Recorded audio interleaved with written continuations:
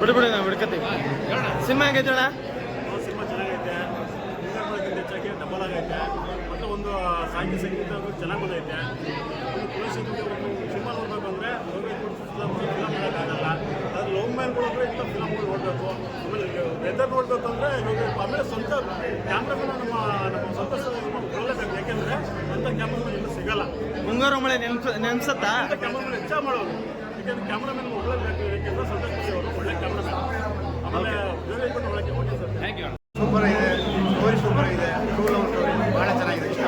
Thank ಯು. ನಮ್ಮ ಹೆಸರು ಬುಲೆಟ್ ಬಾಲ ಅಂತ. ಒಂದು ಅತ್ಯುತ್ತಮವಾದ ಚಲನಚಿತ್ರ ಮೂಡಿ ಬಂದಿದೆ. ನಾವೇನೋ ಸುಮಾರಾಗಿರುತ್ತೆ ಅನ್ಕೊಂಡ್ ಬಂದ್ವಿ. ಯಾವುದೋ ಹೊಸ ಹೀರೋಯಿನ್ ಏನೋ ಒಂದು ಸುಮಾರಾಗಿರುತ್ತೆ ಅಂತ ಬಂದ್ವಿ. ಆದರೆ ಈ ಪಿಕ್ಚರ್ ಎಲ್ಲ ನೋಡೋದ್ಮೇಲೆ ಹೆಂಗಾಯ್ತು ಅಂದರೆ ಡುಮುಕು ಅಂದಂಗಿತ್ತು. ಸೂಪರ್ ಆಗಿತ್ತು. ಎಲ್ಲದರಲ್ಲೂ ಒಂದು ಇತಿಹಾಸ ಅನ್ನೋದಿತ್ತು.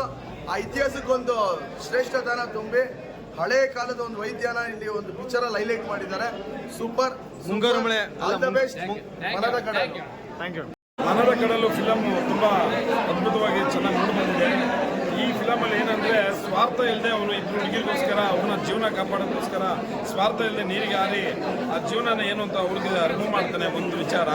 ಆಮೇಲೆ ಧನ್ವಂತರಿ ಪಾರಂಪರಿಕ ವೈದ್ಯದ ಬಗ್ಗೆ ಈ ಫಿಲಮಲ್ಲಿ ತುಂಬ ಚೆನ್ನಾಗಿ ಕೂರಿಸಿದ್ದಾರೆ. MBBS ಡಾಕ್ಟರ್ಗಳೆಲ್ಲ ಇದ್ದಾವೆ, ಸ್ವಲ್ಪ ನಿಧಾನ. ಆದರೆ ಧನ್ವಂತರಿ ಇದೆಯಲ್ಲ ಪಾರಂಪರಿಕ ವೈದ್ಯ, ಇದು ತುಂಬ ಅದ್ಭುತ.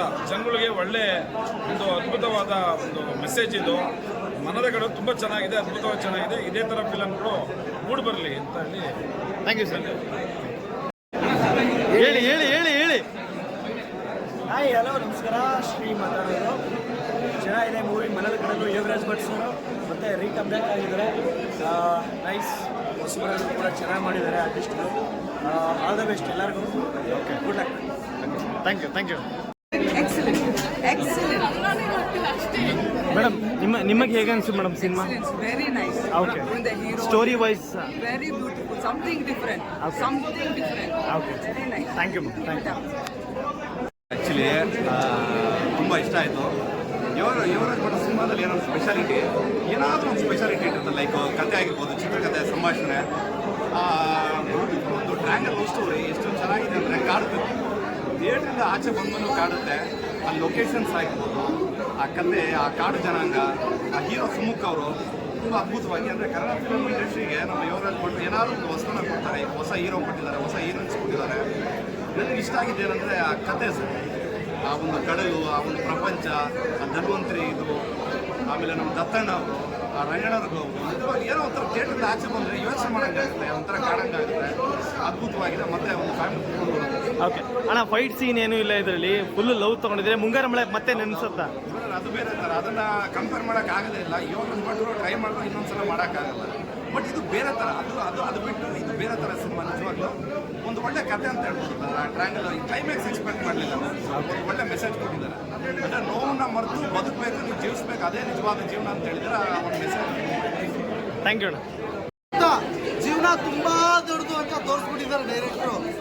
ಅದಕ್ಕೆ ಹೇಳ್ತೀನಿ, ದೇವರು ಕೂಡ ನರಕದಕ್ಕಿಂತ ಈ ಹುಡುಗಿರು ಪ್ರೀತಿ, ಪ್ರೇಮ, ಮತ್ತೊಂದು ಮಗದೊಂದು ಅಂತೇಳಿ ಮೋಸ ಮಾಡ್ತಾರಲ್ಲ, ಆ ನರಕ ತುಂಬಾ ದೊಡ್ಡದು. ಅದಕ್ಕೆ ಈ ಪ್ರೀತಿ ಪ್ರೇಮ ಅಂತ ಕಾರಲ್ಲಿ ರೋಡಲ್ಲಿ ಬೀಳೋ ಹುಡುಗರು ಒಂದು ಸಿನಿಮಾ ನೋಡಬೇಕು. ಸಿನಿಮಾ ಅಷ್ಟು ಚೆನ್ನಾಗಿದೆ. ಇದು ಮನದ ಕಡಲಲ್ಲ, ಪ್ರೀತಿ ಪ್ರೇಮ ಅನ್ನೋ ಮೋಸ ಮಾಡಿದ್ರೆ ಎಲ್ಲ ಹುಡುಗಿರು ನೋಡ್ಬೇಕಾದಂಥ ಸಿನಿಮಾ ಕಡಲ. ಇದು ತುಂಬಾ ಚೆನ್ನಾಗಿದೆ ಸಿನಿಮಾ. ಯಾವ ಸೀನ್ ಇಷ್ಟ ಆಯಿತು? ಕ್ಲೈಮ್ಯಾಕ್ಸ್ ಅಲ್ಲಿ ತುಂಬಾ ಒಂದು ಸೀನ್ ಇದೆ. ಇಬ್ಬರು ಹುಡುಗಿರು ಒಬ್ಬನ್ನೇ ಇಷ್ಟಪಡ್ತಾರೆ. ನಾವು ಎಲ್ಲರೂ ಏನು ಅನ್ಕೊಂತೀವಿ, ಒಳ್ಳೆ ಪ್ರೀತಿನೇ ತುಂಬಾ ದೊಡ್ಡದು ಅಂತ. ಜೀವನ ತುಂಬಾ ದೊಡ್ಡದು. ಆ ಜೀವನ ಹೇಳ್ಕೊಟ್ಟಿದ್ದಾರೆ. ಪ್ರೀತಿ ಪ್ರೇಮ ಅನ್ನೋದು ಬಿಟ್ಬಿಟ್ಟು ಜೀವನ ಮಾಡಿ ತಂದೆ ತಾಯಿ ನಡ್ಕೊಂಡ ದಾರಿಲಿ ಬದುಕಿ, ಅವಾಗ ನಮ್ಮ ಜೀವನ ತುಂಬಾ ಸುಂದರವಾಗಿರುತ್ತೆ.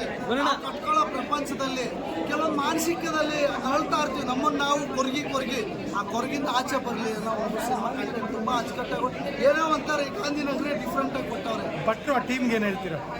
ಭಟ್ರು ಟೀಮ್ಗೆ ಏನು ಹೇಳ್ತೀರಾ? ಆಲ್ ದ ಬೆಸ್ಟ್ ಹೇಳ್ತೀನಿ.